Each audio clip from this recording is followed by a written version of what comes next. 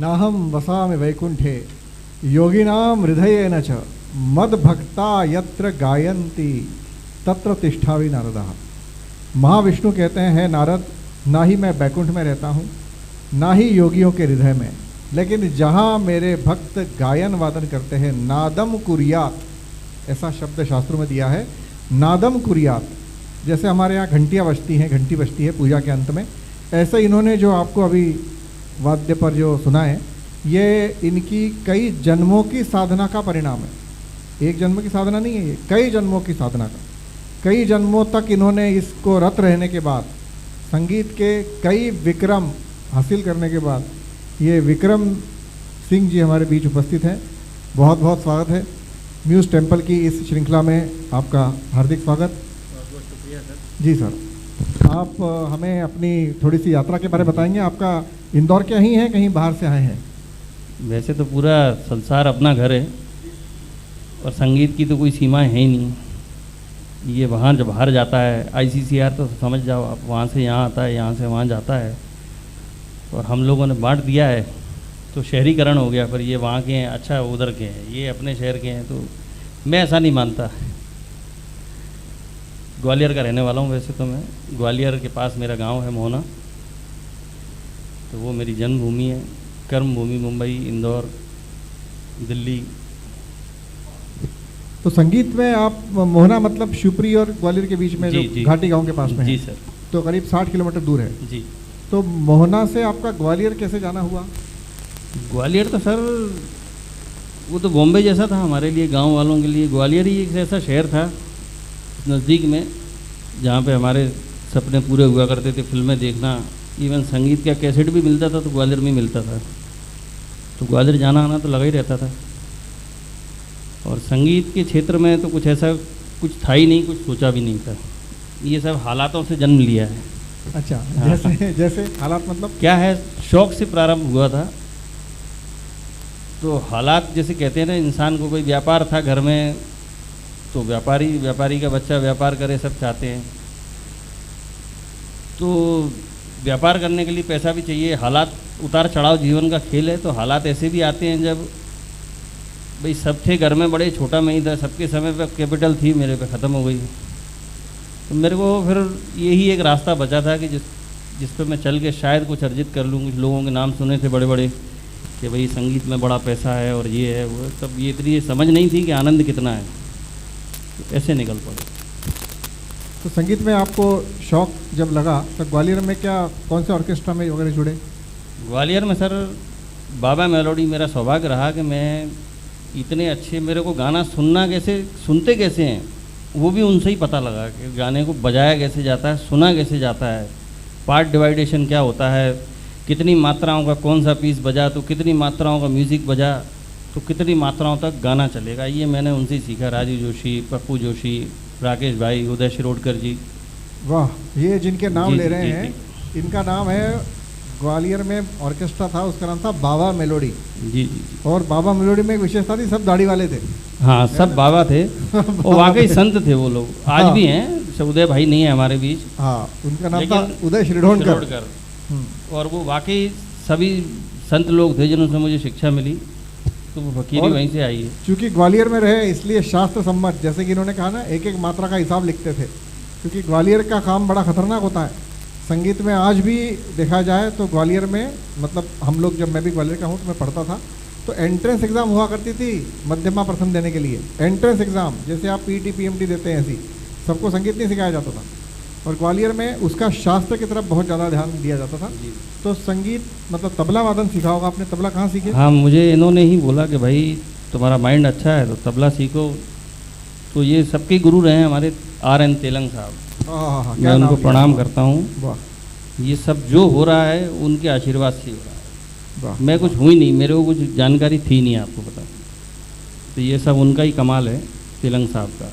हाँ, यहाँ और ये बाबा मेलोडी जो मेरे जो छत्र छाया में जिनकी मैं रहा, उनकी वजह से इतना मैं जो आज कमा खा रहा हूँ, तो उनकी वजह से। इन्होंने जिनका नाम लिया वो सबसे उपेक्षित कलाकार रहे, ऐसा मैं समझता हूँ। कहीं उनका नाम अच्छे से लिया नहीं जाता।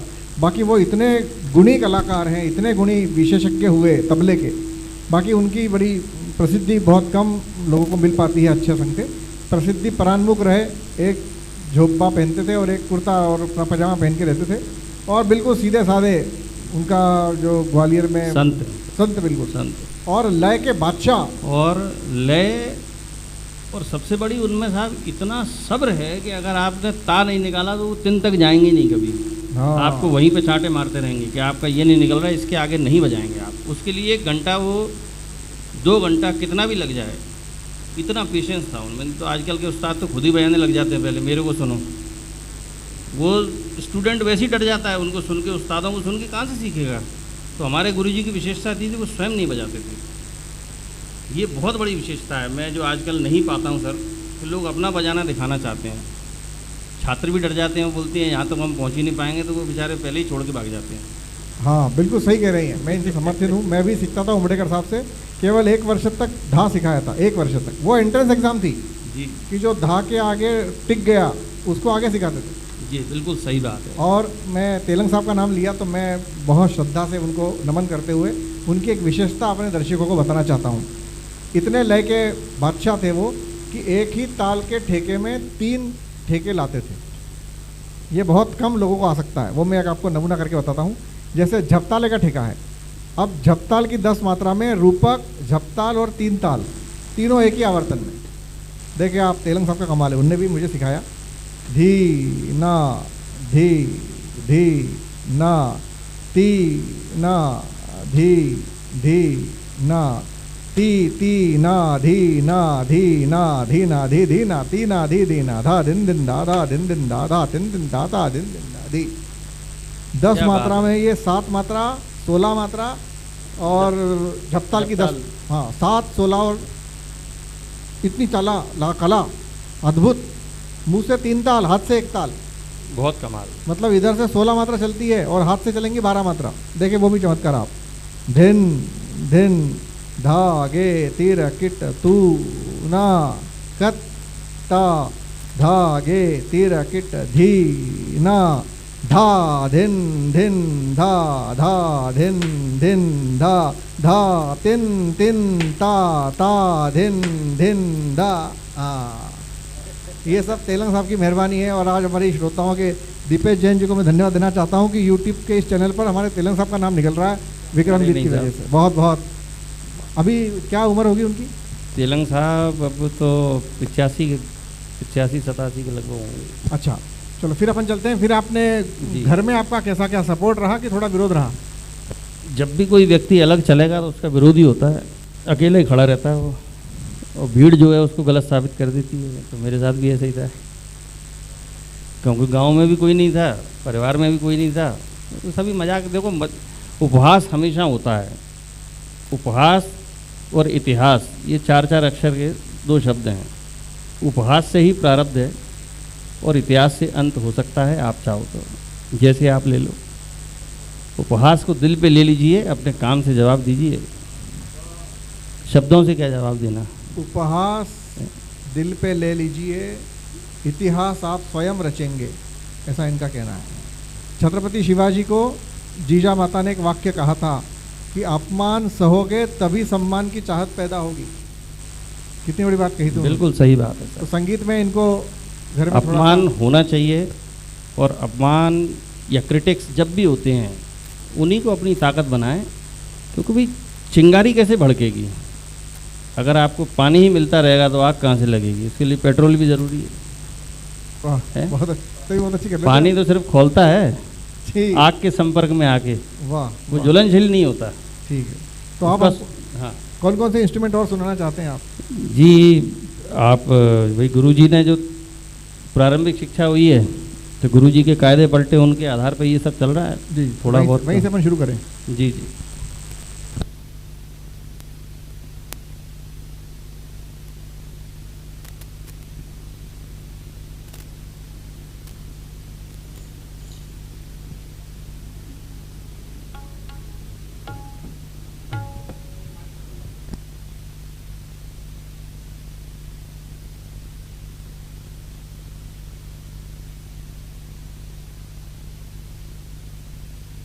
गुरुजी ने भाई ठेका बताया पहले, और कुछ कायदे पलटे जो फाउंडर में भी बहुत ज़्यादा तो मैं जानकार नहीं हूँ, और आप इतने विद्वान हैं कि आपसे आपको ज़्यादा सुनाने का मतलब मेरे को डर लग रहा है।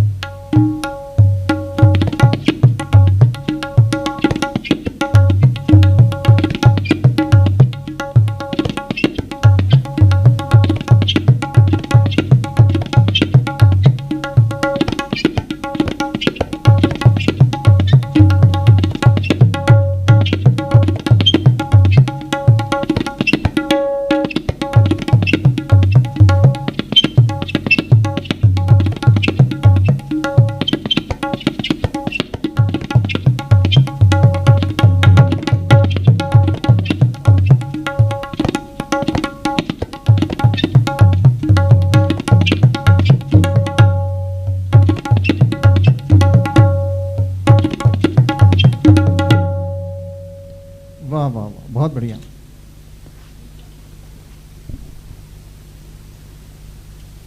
इन्होंने जो अभी बजाया उसे कहते हैं कायदा और पलटे।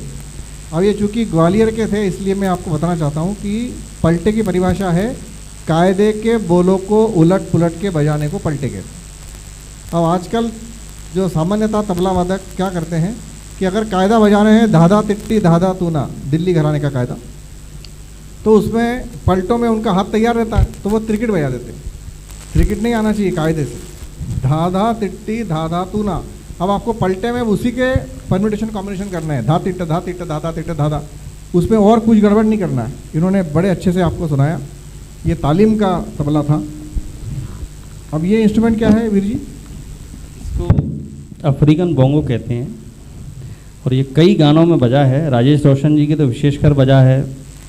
और छूकर मेरे मन को, ये कहाँ आ गए हम, सुनिए कहिए कहिए सुनिए, एक रास्ता है ज़िंदगी।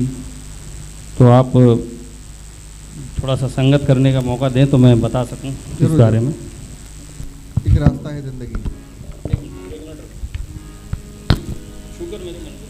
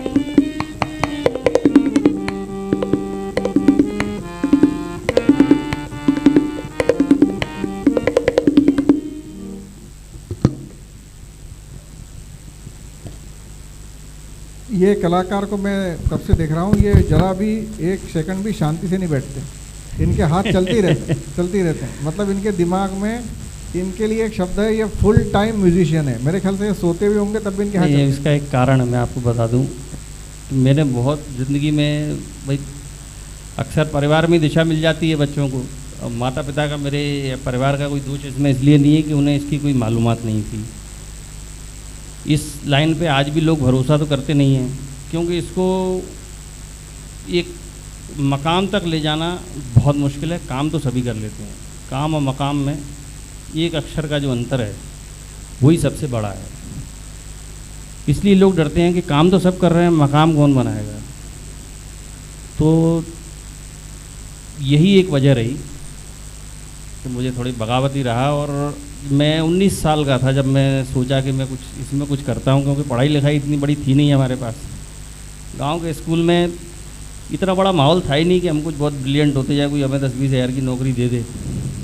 यही एक था अपने पास कि सोचा यार इसी से कुछ कर लें तो कर लें, बाकी तो कुछ होने से रहा। तो इसलिए अब जब जीवन में समझ में आया तो क्या है, अब लगता है 1 मिनट भी खोएं तो यार बेकार है। अब वक्त इतना कीमती हो गया है कि इसलिए मिलना भी लोगों से कम कर दिया है, क्योंकि अब खुद को ही समय दे लें। पहले बहुत दे दिया समय, इस वजह से मैं शांत नहीं बैठता हूँ, अपना इंतज़ाम लेके चलता हूँ। और लोग मेरी इस आदत से शायद परेशान भी होंगे। नहीं कोई क्यों होंगे। दूसरा क्या है कि इनको ऐसा कहते हैं कि ऐसे एक्टर बनना हो, फिल्म में काम करना हो तो लोग बम्बई भागते हैं, और गाना सीखना हो तो लोग ग्वालियर भागते थे। ऐसा एक अच्युत पोद्दार जी ने एक पुस्तक लिखी है, उसका नाम है पंडित भीमसेन जोशी। उसमें उन्होंने जिक्र किया है कि पंडित जी बम्बई से घर पे बगैर बताए ग्वालियर भाग कर आए थे, और इनके लिए बड़ा मतलब किस्मत अच्छी रही कि ग्वालियर इनसे बिल्कुल 60 किलोमीटर दूर था। जी जी। तो बिल्कुल सही जगह पे पहुंच गए थे। ग्वालियर में पंडित भीमसेन जोशी जी ने हमारे कुंडल गुरु जी के पास गाना सीखने आए थे, ऐसी उनकी किताब में लिखा हुआ है। तो इनको तो बहुत ही कम दूरी आंकना पड़ी। जी दूरी वो तो ठीक है, लेकिन जिस तरह के वाद्य पकड़े थे उसके लिए बड़ी दूरी आंकना पड़ी। तबले के लिए तो ठीक था, गायन के लिए भी बढ़िया है, लेकिन जो वाद्य यंत्र अब जो आधुनिकता जो आ गई है उसके लिए वो जगह पर्याप्त नहीं थी। वो निकल के ही सीखा वो। फिर कहाँ गए आप, कैसे गए? बॉम्बे? दिल्ली गए सर, बॉम्बे गए और सीख ही रहे हैं अभी तक। छात्र जो है, छात्र थे और छात्री बने हुए हैं अभी तक। तो किन किन के साथ बजाया आपने बॉम्बे में? बजाने के तो जितने पिछले 17 वर्षों में 2002 से ये यात्रा शुरू हुई थी, तो कुमार शानू, उदित नारायण, सोनू निगम, अन्नू मलिक जी, श्रेया घोषाल के साथ 5 साल था मैं इनके साथ बरसों बरस काम किया है। उदित जी के साथ तो अभी भी कर ही रहा हूँ। आशा जी के साथ भी सौभाग्य रहा टूर में जाने का, और खूब वर्ल्ड टूर किए। लेकिन वो सब तो कर लिया अपनी जगह, लेकिन जो बजाने की प्यास है ये बढ़ती जा रही है। उससे इसका कोई संबंध नहीं है, वो व्यवसाय था, ये जुनून है। वाह, वो व्यवसाय था, ये जुनून है। तो ये क्या इंस्ट्रूमेंट है आपके हाथ में? ये अब संगीत तो आपको पता है कि कुदरत से आया है, फोक, और उसका शिक्षित प्रारूप जो बनाया हमने वो क्लासिकल है। ये फोक वाद्य है, इसमें भी कोई सुर नहीं है, सुर अपने आप आपको बन जाएगा गाने में। जैसे ये बाउल इंस्ट्रूमेंट है, बंगाल में जो बजता है, और ये खूब SD बर्मन साहब ने, RD बर्मन साहब ने इस्तेमाल किया है। वही गीत है इनका जय जय शिव शंकर, उसमें ये बिल्कुल फ्रंट लाइन था। बजाइए।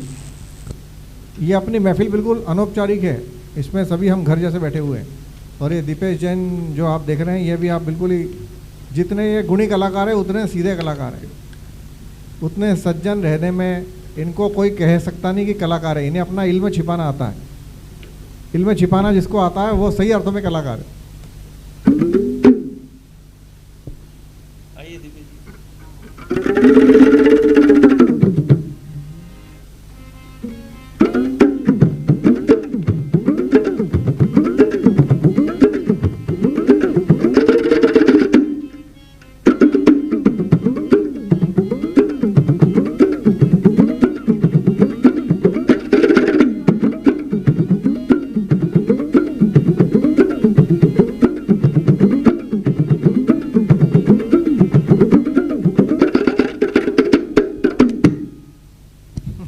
बहुत सुंदर। कौन सा इंस्ट्रूमेंट और रह गया आपका हमारे दर्शकों से? ये मिक्स करके आपको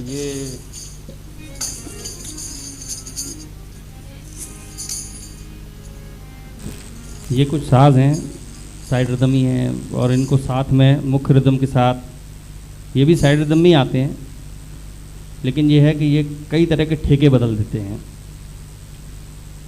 मैं आपको इसके लिए 1-2 गीत या कुछ ठेके सुनाता हूँ, तो साथ में देखिए आप मिश्रण कैसा लगता है आप इसका।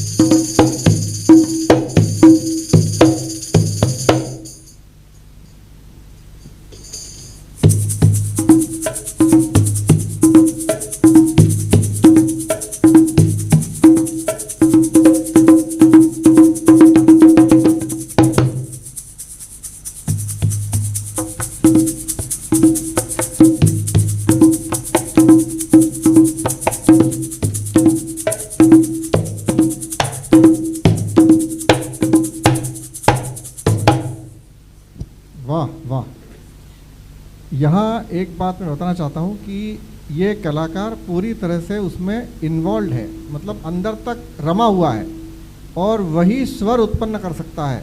स्वर का स्पेलिंग है SWAR। जब उस स्वर में आय जुड़ जाता है तो बन जाता है ईश्वर। आय स्वर। बिल्कुल सही कह रहे हैं आप। हर बाजा है ना, देखिए आप जब उसमें थोड़ा सा गहराई में जाएंगे तो उसमें सुर छुपे हुए रहते हैं।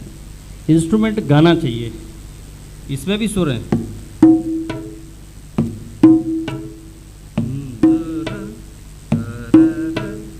अब देखिए मैं गीत पे इस्तेमाल करता हूँ। एक बड़ा अच्छा गाना था, वो ब्लैकमेल फिल्म का, मिले दो बदन करके, बड़ा बेहतरीन गीत है।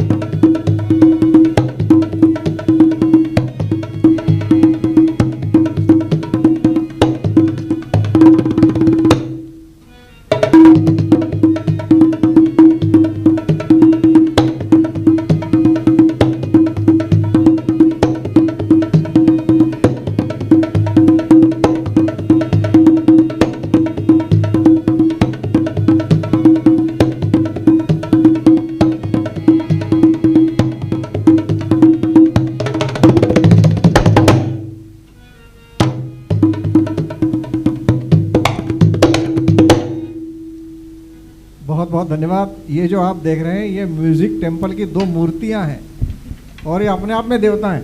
अरे नहीं सर, क्योंकि इनकी बताऊं आपको ऐसा लगेगा कुछ प्रैक्टिस इनकी तय हुई है, बिल्कुल नहीं हुई है। जो ये गाना कह रहे हैं ये हमारे दीपेश भाई अपने आप निकाल रहे हैं। दीपेश जी तो भाई कुदरत का करिश्मा है। हाँ। करिश्मा है। जैसे हमारे ख्याल में तो हमको याद रहता है कि ये राग होता है, ये इस ठाट में आता है और उस ठाट में अपनी बंदिश बना सकते हैं मन की, नहीं हो तो, लेकिन इनको तो वही बजाना है जो बजा हुआ है। दीपेश जी ने मूड बना दिया मेरा। अच्छा, ये थे तो ये संभव हो सका कि मैं कुछ गाने बजा लूं। जी जी साहब। तो चलते चलते आप कुछ ऐसा जीवन का पहलू जो आपकी तमन्ना रह जाए। तमन्ना बस सर रियाज हो जाए अच्छा सा, कुछ थोड़ा सा अपने आप को पसंद करने लगूं। यहाँ तक बड़ी दिक्कत हो रही है अभी। वाह वाह, इन्होंने तो वो कमी ही जो है जीवन में परेशान करती है और जल्दी उठा देती है। हाँ। और बैठने नहीं देती। ठीक है, ठीक।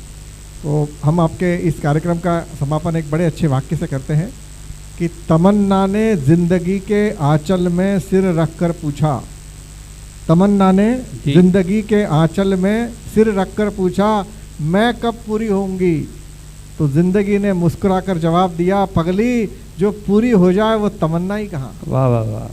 बहुत बहुत आपके लिए एक शब्द बोल देता हूँ मैं। एक छोटा सा शेर है, अगर आप जैसा कहीं कोई जीवन में श्रोता मिल जाए इतने विद्वान दीपेश जी जैसा, तो उनके लिए एक शब्द है कि हम सफ़र चाहिए हुजूम नहीं। हम सफ़र चाहिए हुजूम नहीं, एक मुसाफिर ही काफिला है मुझे। ओहो, एक मुसाफिर है। बहुत जी जी जी सर, आप हमारे बीच आए और म्यूज टेम्पल की इस मंदिर को आपने शुक्रिया सर आपका, दीपेश जी का बहुत बहुत शुक्रिया। प्रणाम, नमस्कार। नमस्कार।